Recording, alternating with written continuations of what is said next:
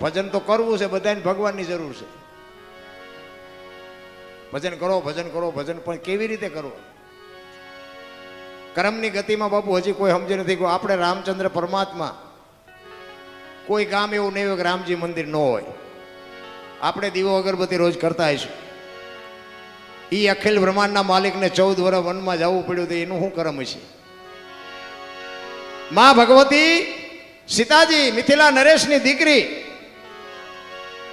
બાપના ઘરે એક દી દુઃખનો નહોતો ઉગ્યો ને અયોધ્યાના મહારાણી બન્યા ને પછી આખી જિંદગીમાં હારો દી ન ઉગ્યો. દીકરીનો ગુનો શું? શું એનું કર્મ? આપણે બધા પગે લાગીએ છીએ, દીવા કરીએ છીએ, અગરબત્તી કરીએ છીએ. અખિલ બ્રહ્માંડના માલિક કૃષ્ણ પરમાત્મા જેને આખા વિશ્વનું સર્જન કર્યું હોય એને ખબર ન હોય કે અહીં બેસ તો ભીલ મન બાણ મારશે. કૃષ્ણને ખબર ન હોય?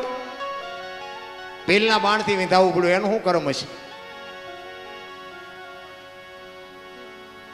દ્રૌપદીના ચીર લૂંટાતા ત્યાં કોણ નહોતું? કાળના જડબા ઝાલીને ઉભા રાખે એવા પાંડવો હતા. એ દીકરીનો ગુનો શું હતો આખી દુનિયાને ખબર છે. એનું શું કર્મ હશે? બધા વાતો કરે કરમ આમ કરમ આમ, આ ભક્તિ કરે એવડે દુખી છે, દુનિયાના રોલ કરે સુખી છે. તો હું સમજવું? આપણે રોલ કરવા માંડી જવું એવું નથી કહેતો, પણ કે આપણને દેખાય કે ન દેખાય? 1 કરોડ રૂપિયાની ગાડી લઈને નીકળે, આપણા ગામનો ન ખબર હોય બેટો આ કઈ ધંધો કરતો નથી, દુનિયાના નકરા રોલ જ કરે.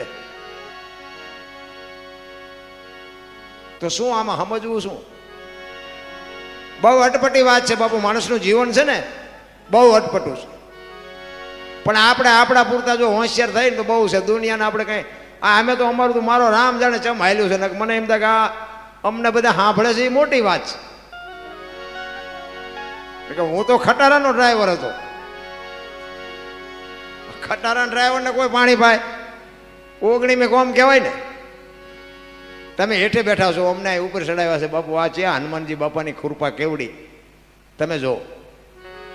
અને બીજી વાત કે મારો દેહ મેં વટલાયો નથી, ગભડાયો નથી. કોઈ એમ કે દરબારે દારૂ પીધો, પરમાટી ખાધી આખા જીવનમાં તો 5 લાખની શરત મારીને આવજો મારી પાસે.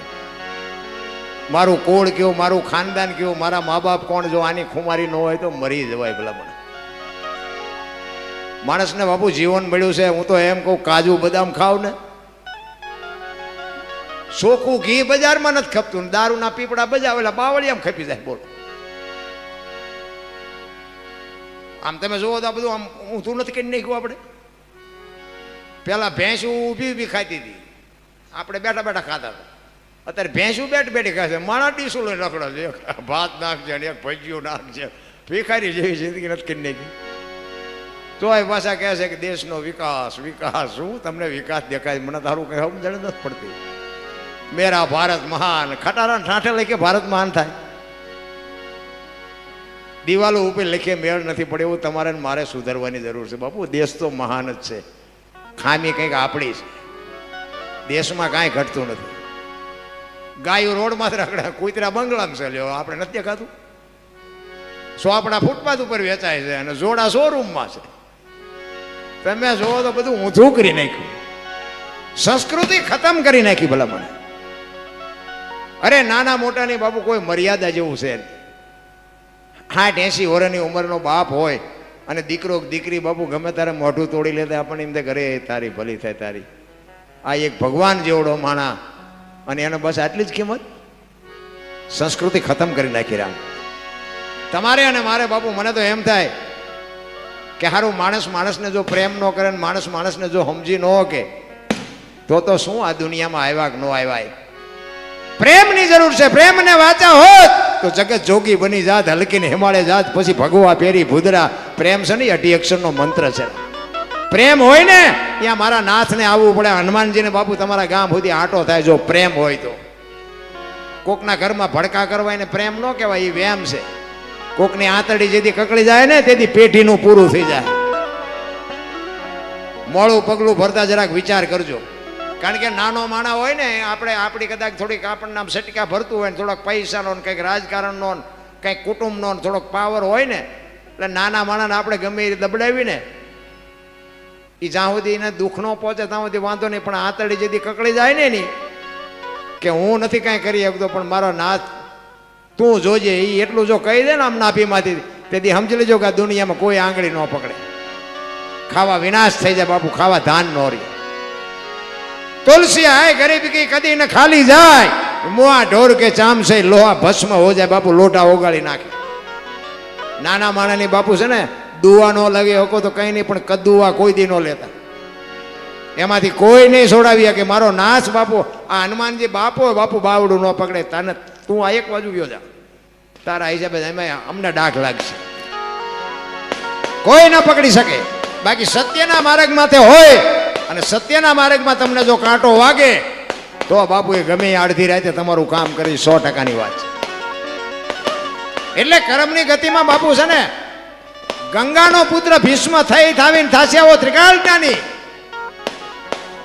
પોતાનું મૃત્યુ આવે, યમના દૂત જેને લેવા માટે આવે અને યમના દૂતને કીધું કે અત્યારે વ્યો જા, 6 મહિના પછી આવજો.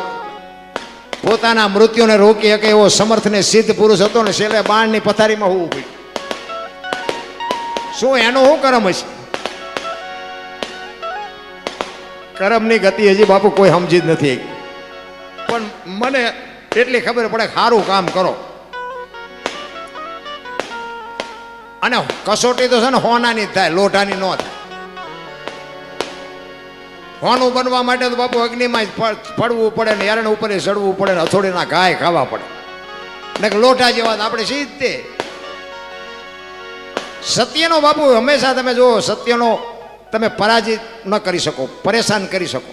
સત્ય હોય ને એને બાપુ મારો નાથ આંગળી પકડે ને તેથી તમારું મારું કાંઈ આવે નહીં. મહાપુરુષોના ઇતિહાસ એટલા તમારી મારી સામે પડ્યા છે. તમે જોવો તો ખરા, બૈરા આપી દીધા, કરવત મુકાવ્યા, છોકરા કાપ્યા, જેલમાં ગયા, ઝેર પીધા. આપણે કાંઈ કરવાનું? એટલે મહાપુરુષોએ કીધું કળિયુગમાં કેવલ નામ આધાર, નામ સમો વડે કોઈ નહીં, જપ તપ તીર્થ ને યોગ, નામે પાતક છૂટીએ નામે નાશે રોગ. કાંઈ કરવાનું નથી. તમને જે સદગુરુ મહારાજે નામ આપ્યું, સદગુરુ મહારાજ નામ ન આપ્યું, તમને તમારું તો આવડે કે ન આવડે. સવારામ બાપાએ કીધું કે તમારું નામ છે ને તમારા ઠામમાં છે ને તમારા ઠામ છે એ તમારું નામમાં છે.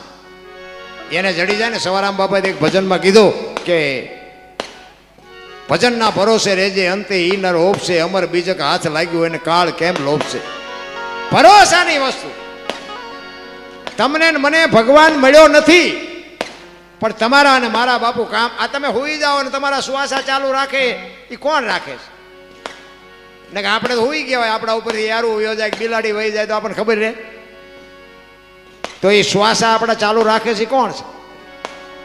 સ્વર છે ને એ જ ઈશ્વર છે, બોલે એ બીજો નહીં, પરમેશ્વર છે પોતે, અકલ મઠા અવળા મથે બહાર જઈને ગોતે. એટલે કીધું ભાણ કે તું ભટકીશ નહીં, મથી લે તારા અંતરમાં, ઠીક કરીને બેહી જા, પછી કરવું પડે નહીં કાંઈ. તારી માલ કરજો ને. હરિદ્વાર વાળા કે દ્વારકા જવું, સોમનાથ વાળા કે પાવાગઢ જવું, તો સાચું ક્યાં છે?